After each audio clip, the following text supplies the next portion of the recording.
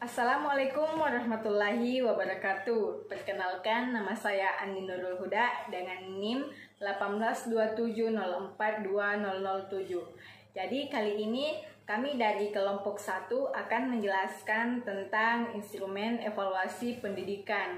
Mungkin ada yang bertanya, apa sih instrumen evaluasi pendidikan itu? Ya, baiklah, saya akan menjelaskan. Jadi, instrumen evaluasi pendidikan yaitu suatu alat yang memenuhi akademis yang digunakan untuk mengatur prestasi belajar siswa. Nah, instrumen ini dibagi menjadi dua. Yang pertama yaitu tes dan yang kedua yaitu non-tes. Yang pertama tes yaitu merupakan salah satu prosedur evaluasi yang kompetitif, sistematik, dan objektif, yang hasilnya dijadikan dasar dalam pengambilan keputusan. Nah, adapun fungsi dari tes tersebut, yang pertama yaitu mengukur tingkat perkembangan yang dicapai oleh siswa, dan yang kedua yaitu sebagai pengukur keberhasilan program mengajar di sekolah. Nah, selanjutnya akan dijelaskan oleh teman saya. Secara umum, ada dua fungsi tes, antara lain: 1. Tes sebagai alat pengukur terhadap peserta didik. Dalam hubungan ini, tes berfungsi mengukur tingkat perkembangan atau kemajuan yang telah dicapai oleh peserta didik setelah mereka menempuh proses belajar mengajar dalam jangka waktu tertentu. Kemudian, yang kedua yaitu tes sebagai alat pengukur keberhasilan program mengajar di sekolah, sebab melalui tes akan dapat diketahui sudah berapa jauh program pengajaran yang telah ditentukan atau dicapai. Jenis tes. Ada beberapa jenis tes yang dilakukan dalam proses pendidikan, yaitu tes penempatan, tes diagnostik, tes formatif, tes sumatif. Yang pertama, tes penempatan adalah tes yang dilaksanakan untuk keperluan penempatan, bertujuan agar siswa yang mengikuti kegiatan pembelajaran di kelas atau pada jenjang pendidikan tertentu.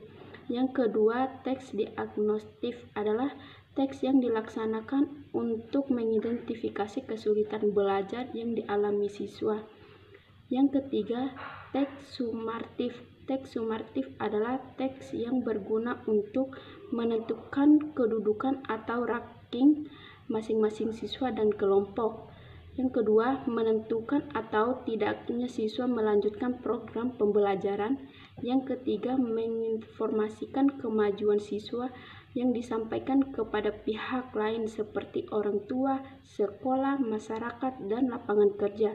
Yang keempat, tes formatif. Tes formatif adalah tes yang bertujuan untuk umpan balik bagi usaha perbaikan kemajuan belajar dalam konteks kelas. Selanjutnya yaitu bentuk tes. Untuk melaksanakan evaluasi hasil belajar dan mengajar, seorang guru dapat menggunakan dua macam tes, yaitu tes yang telah distandarkan dan tes buatan guru itu sendiri, yang dapat berupa tes lisan dan tes tertulis. Tes tertulis dapat dibagi atas tes esai dan tes objektif. Yang pertama yaitu tes lisan. Tes lisan merupakan sekumpulan item pertanyaan atau pernyataan yang disusun secara terencana dan diberikan oleh seorang guru kepada siswanya tanpa melalui media tulis. Tes ini akan efektif jika jumlah siswa kecil, seperti halnya remedial.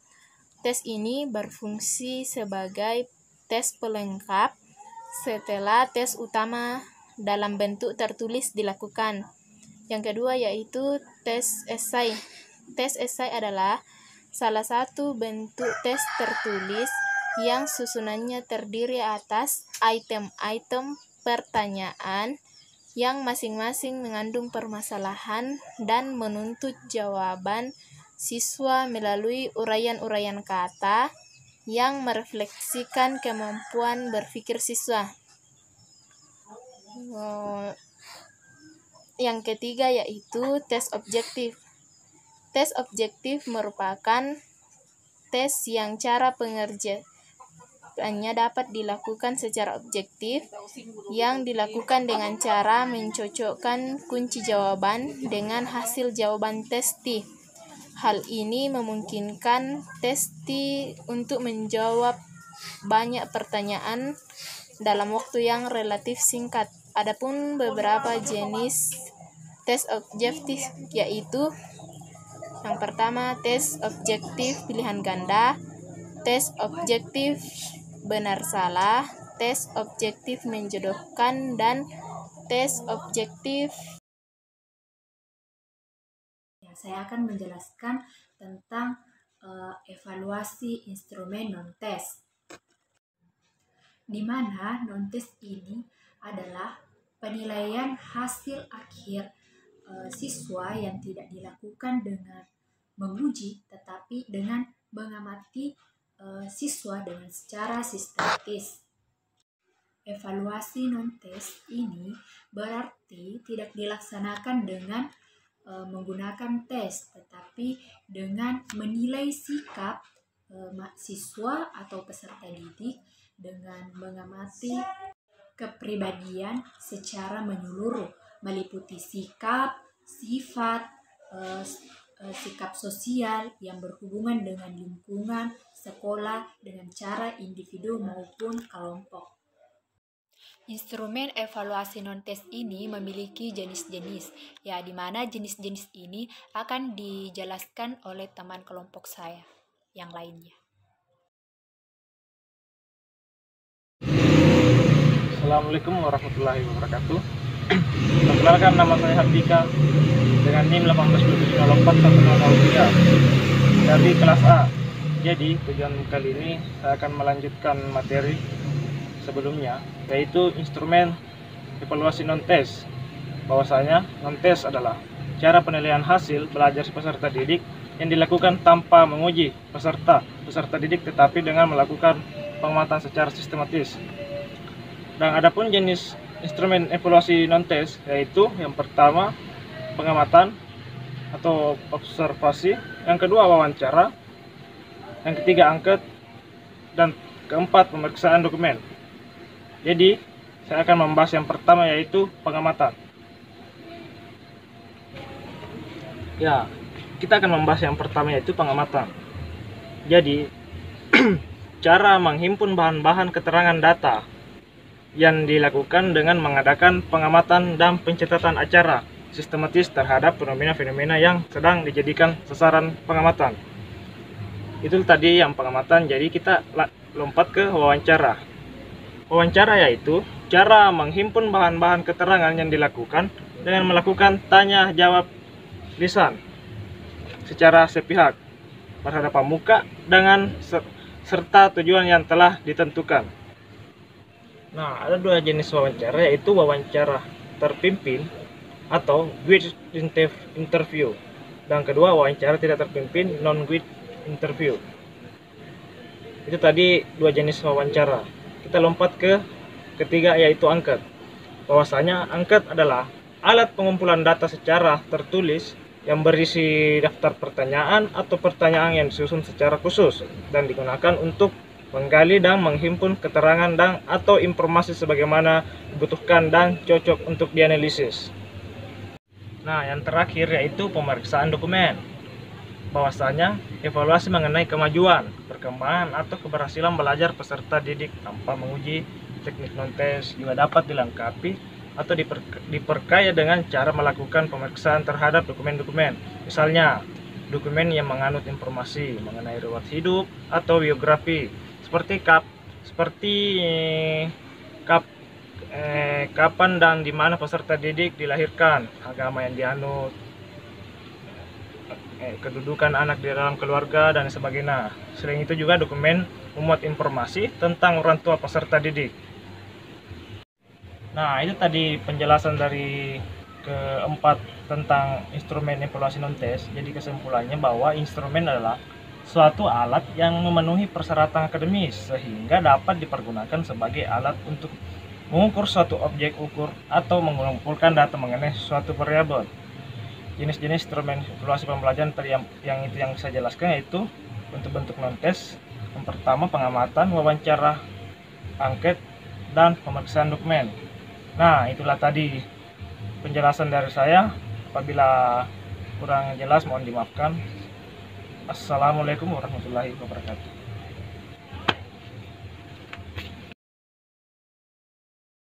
Saya akan menjelaskan tentang syarat-syarat instrumen evaluasi. Yang pertama, memberikan motivasi. Memberikan penilaian evaluasi diarahkan untuk meningkatkan motivasi belajar bagi siswa. Validitas. Penilaian diarahkan bukan semata-mata untuk melengkapi syarat administrasi saja, akan tetapi diarahkan untuk memperoleh informasi tentang ketercapaian kompetensi seperti yang terumuskan dalam kurikulum. 3. Adil. Setiap siswa memiliki kesempatan yang sama dalam proses pembelajaran tanpa memandang perbedaan sosial ekonomi, latar belakang, dan kemampuan. Yang keempat, terbuka. Keterbukaan ini bukan hanya akan mendorong siswa untuk memperoleh hasil yang baik, sehingga motivasi belajar mereka akan bertambah. Akan tetapi, sekaligus mereka akan memahami posisi mereka sendiri dalam pencapaian kompetensi. 5. Berkesinambungan. Penilaian tidak pernah mengenal waktu. Kapan penilaian seharusnya dilakukan? Penilaian dilakukan secara terus-menerus dan berkesinambungan. Yang keenam, bermakna. Penilaian tersusun dan terarah akan memberikan makna kepada semua pihak, khususnya siswa, untuk mengetahui posisi mereka dalam memperoleh kompetensi dan memahami kesulitan yang dihadapi dalam mencapai kompetensi. Yang ketujuh, menyeluruh.